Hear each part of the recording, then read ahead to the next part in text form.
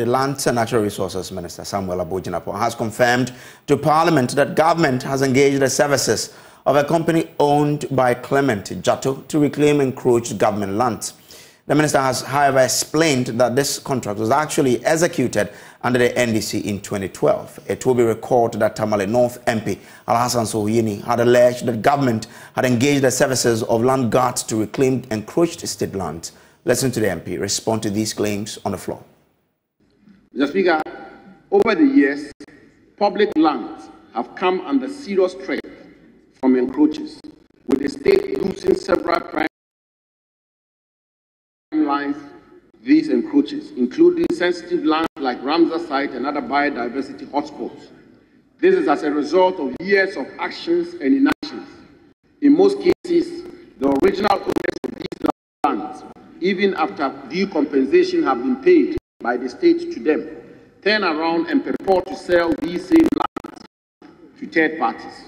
Mr. Speaker, the Lands Commission, the constitutional body responsible for managing these lands, lacks the requisite capacity to adequately protect them from encroaches, hence the indiscriminate encroachment of public lands over the years, a situation we all find unfortunate.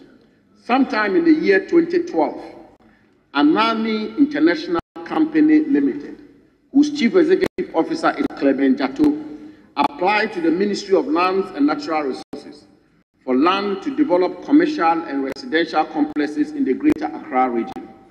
The then Minister, Mr. Speaker, Honorable Mike Allen Hammer, by a letter dated 15th August 2012, addressed to the President of the Republic, requested for executive approval to allocate 172.18 acres of land in the Adenta municipality, popularly known as aviation land, to the company. However, since the said land had been heavily encroached at the time, the Ministry of Lands and Natural Resources engaged Anani International Company Limited to clear encroaches from the said land in exchange for parcels of land as consideration. The company successfully cleared all encroaches on the land, and, Mr. Speaker, with the approval of the then President, His Excellency John Dramani Mahama, contained in a letter dated 29 August 2013, the company was subsequently engaged to finance the construction of 100 residential, 100 residual apartments on the land, in consideration for 140 acres of the land. This agreement has been executed. Following the success of the demolition exercise carried out at the Adenta aviation land and the retrieval of the said land from encroaches, the Ministry of Land and Natural Resources has since the year 2012 engaged Anani International Company Limited and subsequently Anok Holdings Limited after its incorporation in 2014 to carry out a number of demolition exercises and repossess public lands that have been encroached upon in consideration of allocation of portions of these lands. Now, the minister also says he has renegotiated the contract to give the company 15% of all the land it is able to reclaim. With the greatest of respect, again, I think my honorable colleague is misconstrued or misinterpreted the act he just read. The Speaker, the act he read clearly on the face of it is an act of parliament which criminalizes land guards, if you want, land guards and vigilante groups and all of that. The Speaker, Anok Company Limited is not a vigilante group. It's not a land guard group. Mr. Speaker, they do not employ the services of land guards.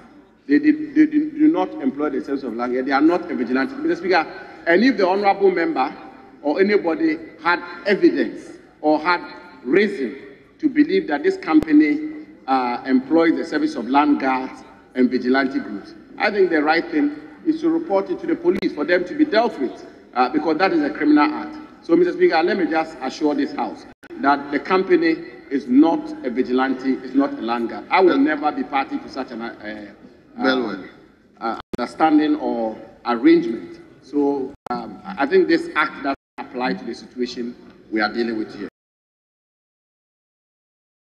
But some NDC MPs are not enthused about that government will engage a private company to protect state lands, despite the availability of the police, military, and other security agencies. Listen to Samuel Okudzeto-Ablakwa and Roxanne Nelson Dafiamakbo. Listen to the Honorable Minister. I've really been struggling to find out within me the rationale for this arrangement. Failed state. That with the entire national security apparatus, Ministry of the Interior, Ministry of Defense, National Security, Police, and all of that, we can't protect state lands. And we now have to engage a private entity to be protecting lands for us. I mean, then we should close down state institutions. I really can't believe this. I mean, Mr. Speaker, in all of this arrangement, no money for money. The minister himself admits that there was no PPA approval, if you look at page 48. And they later go for PPA approval, and PPA said they should go and reduce it from 25% to 15%. Financial loss to the state. So, Mr. Speaker, what is going on? Can't the state security apparatus do this work? Do we need private entities to come and remind us of how failed the state has become? The minister is my colleague at the back. Are you the senior? I'm senior to him. By far. Yeah. Mr. Speaker, Section 7 of Act 999 proscribes any facilitation, promotion of any activity concerning land guardism. So, like my brother Eddie Bauer said, the incorporation of a company to engage in land guard activities is unlawful ab initio.